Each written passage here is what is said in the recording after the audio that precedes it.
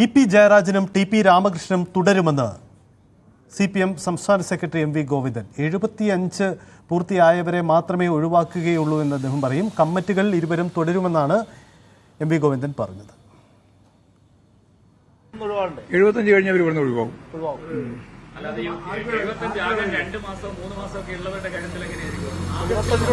അതൊക്കെ ഞങ്ങൾ ചർച്ച ചെയ്ത് ഞങ്ങളിപ്പോ ഒരു കാര്യം തീരുമാനിച്ചിട്ടുള്ളത് 75 വയസ്സ് കഴിഞ്ഞവരെയാണ് ഞങ്ങൾ ഒഴിവാക്കാൻ ഉദ്ദേശിക്കുന്നത്. അതിനിടയിൽപ്പെട്ടവരെ സ്വാഭാവികമായിട്ടും ഇപ്പോൾ ഇവിടെ തീരുമാനിക്കേണ്ട കാര്യമില്ല. അത് സംഘടനാപരമായ തീരുമാനം ഉള്ളതാണ്. അതത് തീരുമാനിക്കേണ്ട കാര്യം. ഞങ്ങളിപ്പോ 1 മാസം 2 മാസം നോക്കുന്നില്ല. ഞാൻ 75 വയസ്സ് പൂർത്തിയായവരെ വേണ്ടാന്ന് ഞാൻ പറഞ്ഞത്. വെറുതെ ആവശ്യം.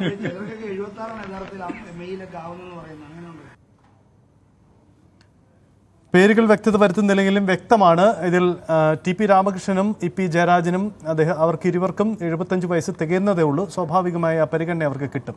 CPM സംസ്ഥാന സമ്മേളനത്തിന്റെ പ്രതിനിധി സമ്മേളനം കൊല്ലത്ത് നാളെയാണ് PB അംഗം പ്രകാശ് കാരാട്ട് ഉദ്ഘാടനം ചെയ്യുക.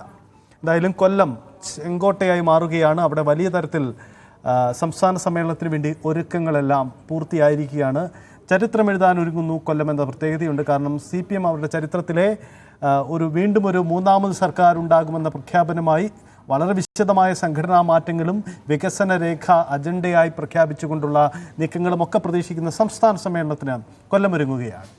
വി അരുൺ ചേരുന്നു. അരുൺ, സംഘടനാ നടപടികൾ എന്തൊക്കെയാണ് നീക്കങ്ങൾ എന്ന ആദ്യ സൂചനകൾ എം.വി. ഗോവിന്ദൻ പങ്കുവെച്ചു കഴിഞ്ഞു. ഒപ്പം KN ബാലഗോപാലും സംഘടനാ മാറ്റങ്ങൾ ഉണ്ടാകുമെന്ന് രാവിലെ തന്നെ പറയുകയും ചെയ്തിരുന്നു. എന്തൊക്കെയാണ് നടപടിക്രമങ്ങൾ? എന്തായാലും ഇ.പി. ജയരാജനും ടി.പി. രാമകൃഷ്ണനും തുടരും എന്ന ഒരു വ്യക്തത കൂടിയല്ലേ എം.വി. ഗോവിന്ദൻ വരുത്തുന്നത്? സൈത്ത്, അതുതന്നെയാണ് 75 വയസ്സെന്ന നിബന്ധന, പ്രായപരിധി നിബന്ധന കഴിഞ്ഞ പാർട്ടി കോൺഗ്രസ് ആണ് കർശനമാക്കാൻ തീരുമാനിച്ചത്. അതിനുശേഷമുള്ള സംസ്ഥാന സമ്മേളനമാണിത്. അതുകൊണ്ട് തന്നെ 75 വയസ്സ് പിന്നിട്ടവരെ കമ്മിറ്റികളിൽ നിന്ന് ഒഴിവാക്കും, നേതൃതലങ്ങളിൽ നേതൃകമ്മിറ്റികളിൽ നിന്ന് ഒഴിവാക്കുമെന്ന് CPM സംസ്ഥാന സെക്രട്ടറി അർദ്ധശങ്കയ്ക്കിടയില്ലാതെ വ്യക്തമാക്കുന്നു. അങ്ങനെ പറയുമ്പോഴും 75 ആകാത്ത ചിലരുണ്ട്. അതായത് 75ന്റെ പടിവാതിലേക്ക് എത്തി നിൽക്കുന്ന 2 നേതാക്കൾ, പ്രധാനപ്പെട്ട നേതാക്കൾ. ഒരാൾ ഇടതുമുന്നണി മുൻ കൺവീനർ കേന്ദ്ര കമ്മിറ്റി അംഗം ഇ.പി. ജയരാജനാണ്. അദ്ദേഹത്തിന് ഈ അടുത്ത മെയ് മാസത്തിലാണ് 75 വയസ്സ് രേഖകളിൽ പൂർത്തിയാകുന്നത്. മറ്റൊരാൾ മുന്നണി കൺവീനർ ടി.പി. രാമകൃഷ്ണനാണ്. ടി.പി. രാമകൃഷ്ണന് 75 പൂർത്തിയാകുന്നത് ജൂണിലാണ്. ഈ രണ്ടുപേരും നേതൃസമിതികളിൽ തുടരുമെന്ന വ്യക്തമായ സൂചനയാണ് എം.വി. ഗോവിന്ദൻ നൽകുന്നത്. 75 പിന്നിട്ടവരെ മാത്രമേ മാറ്റൂ. അങ്ങനെ വരുമ്പോൾ സംസ്ഥാന സെക്രട്ടേറിയറ്റിൽ നിന്ന് PK ശ്രീമതി, AK ബാലൻ, അതുപോലെ ആനാവൂർ നാഗപ്പൻ 3 പേർ ഒഴിയേണ്ടി വരും. സംസ്ഥാന സമിതിയിൽ നിന്ന് NR ബാലനും അതുപോലെ തന്നെ MK കണ്ണനും ഒഴിയേണ്ടി വരും. മറ്റ് ആരെങ്കിലും ആരോഗ്യ പ്രശ്നങ്ങൾ ചൂണ്ടിക്കാട്ടി ചില ആളുകൾ ഒഴിവാക്കാനും തീരുമാനമുണ്ട് എന്നാണ് ലഭിക്കുന്ന സൂചനകൾ. ഏതായാലും ഇ.പി. ജയരാജനും ടി.പി. രാമകൃഷ്ണനും ആശ്വസിക്കാം. രണ്ടുപേരും നേതൃസമിതികളിൽ സംസ്ഥാന സെക്രട്ടേറിയറ്റിൽ ഏതായാലും തുടരും. കേന്ദ്ര കമ്മിറ്റിക്കാരും അവിടെ പാർട്ടി കോൺഗ്രസ് ആണ് തീരുമാനിക്കേണ്ടത്.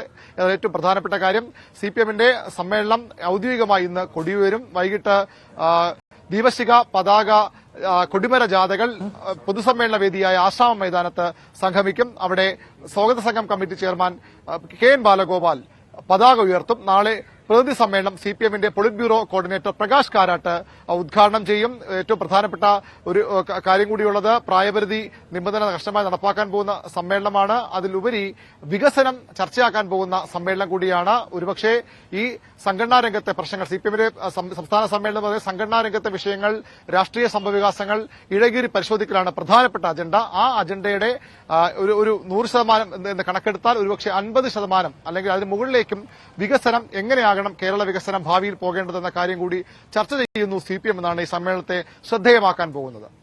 അതാണ് CPM സംസ്ഥാന സമ്മേളനത്തിന് വിശദമായ അജണ്ടയുണ്ട്, നീക്കങ്ങളുണ്ട്. എന്തായാലും ഇത് സംബന്ധിച്ച നീക്കങ്ങളാണ് കൊല്ലത്ത് നിന്ന് നാളെ മുതൽ നമുക്ക് പ്രതീക്ഷിക്കാനാവുന്നത്.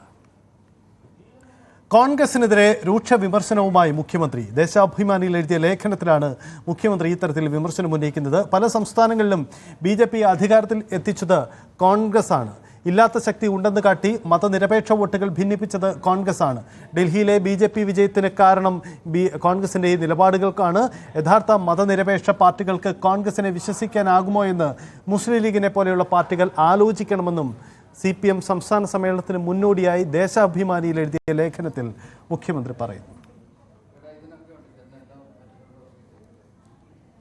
കേരളത്തിന്റെ വികസന സാധ്യതകൾ CPM സമ്മേളനത്തിൽ ചർച്ചയാകുമെന്ന് ധനമന്ത്രി KN ബാലഗോപാൽ. സംഘടനാ രംഗത്ത് വരുത്തേണ്ട മാറ്റങ്ങളും സർക്കാരിന്റെ മുന്നോട്ട് പോക്കും ചർച്ചയാകും. പിണറായി സർക്കാരിന് തുടർച്ചയുണ്ടാകുമെന്നതാണ് പൊതുവികാരമെന്നും KN ബാലഗോപാൽ പറഞ്ഞു. സംസ്ഥാന സമ്മേളനത്തിൽ എപ്പോഴും CPIM-ന്റെ പ്രവർത്തനങ്ങളെ സംബന്ധിച്ച് കൂടുതൽ മെച്ചപ്പെടുത്താൻ, അതുവഴി ജനങ്ങളുടെ പ്രശ്നങ്ങൾ ഏറ്റെടുത്ത് കൂടുതൽ കേരളത്തിലെ സംസ്ഥാന സമ്മേളനമാകുമ്പോൾ കേരളത്തിന്റെ ഭാവിക്ക് വേണ്ടിയിട്ടുള്ള കാര്യങ്ങൾ കൂടുതൽ വിശദമായി ചർച്ച ചെയ്യാനാണ് എപ്പോഴും ഫോക്കസ് ഉണ്ടാവുക. രണ്ട് ഭാഗങ്ങളുണ്ടെന്ന് നിങ്ങൾക്കറിയാം. ഒന്ന്, കഴിഞ്ഞ 3 വർഷക്കാലങ്ങളിലെ പ്രവർത്തനങ്ങളെ സംബന്ധിച്ച് വളരെ വിശദമായിട്ട് പരിശോധിക്കും. അതിനകത്തുനിന്നുള്ള അനുഭവങ്ങൾ വിലയിരുത്തി ഏതൊക്കെ ഭാഗത്താണ് ഇനി കൂടുതൽ മെച്ചപ്പെട്ട് പ്രവർത്തനം വേണ്ടത്, എങ്ങനെയാണ് കൂടുതൽ ജനകീയമായി മുന്നോട്ട് പോകുന്നത്, എന്തൊക്കെയാണ് നമ്മുടെ ഈ പ്രവർത്തനത്തിന്റെ അനുഭവത്തിന്റെ അടിസ്ഥാനത്തിൽ സംഘടനാ രംഗത്ത് നമ്മൾ എടുക്കേണ്ട തീരുമാനങ്ങൾ, മാറ്റങ്ങൾ തുടങ്ങിയ കാര്യങ്ങൾ വരും. രണ്ടാമത്, അടുത്ത ഭാവിയിലേക്ക് പോകേണ്ട പൊതുകാര്യങ്ങളെ സംബന്ധിച്ചുള്ള ചർച്ച ഉണ്ടാവും. ചോദ്യപേപ്പർ ചോർച്ചയുടെ ഉറവിടം കണ്ടെത്തി ക്രൈംബ്രാഞ്ച്. അൺഎയ്ഡഡ് സ്കൂളിലെ പ്യൂൺ അബ്ദുൾ നാസറാണ് ചോദ്യപേപ്പർ ചോർത്തിയത്. ഇയാളെ ക്രൈംബ്രാഞ്ച് അറസ്റ്റ് ചെയ്തു. MS സൊല്യൂഷൻസിലെ അധ്യാപകൻ ഫഹദിനാണ് ഇയാൾ ചോദ്യപേപ്പർ നൽകിയതെന്നാണ് കണ്ടെത്തൽ. പോലീസിന്റെ വാർത്താ സമ്മേളനം.